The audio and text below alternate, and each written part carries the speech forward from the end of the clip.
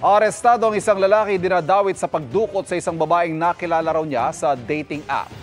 Tinangay rin daw ang mahigit 3 milyong piso ng biktima na mahigit isang buwan na nang huling nakita. Nakatutok si John Consulta.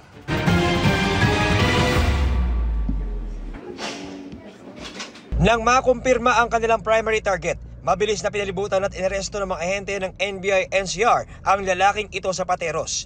Suspect umano siya sa pagdukot sa isang babae sa Quezon City.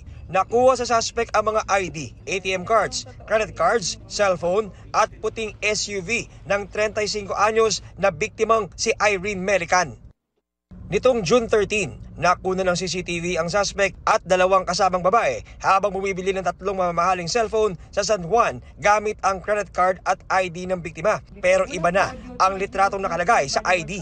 Ayon sa NBI-NCR, nilimas daw ng suspect ang 3.5 million pesos mula sa joint account ng biktima at ng kanyang ina. Nagkakilalaan nila ang suspect at biktima sa dating app noong September 2023. Nagpakilala umanong binata ang suspect kahit na may 3 anak na at buntis pa ang asawa.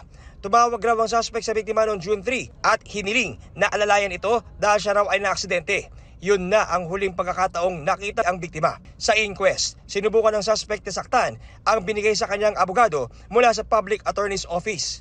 After the interview, tumalikod ang PAW lawyer, kumuha ng tinidor at susuguri ang PAW lawyer. Buti na pari ng kasama natin na subdue siya, nagtakbuhan ng mga PAW lawyer sa labas at natakot. So makita natin kung gaano ka-violent ang karakter ng taong ito. Sinampahan ng reklamong kidnapping, serious illegal detention, carnapping at paglabag sa Access Device Act ang suspect.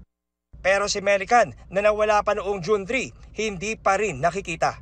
Kung meron mga information, na mga pagsabi kung saan siya, please contact the National Bureau of Investigation, National Capital Region, at agad-agad po nating hanapin itong victim.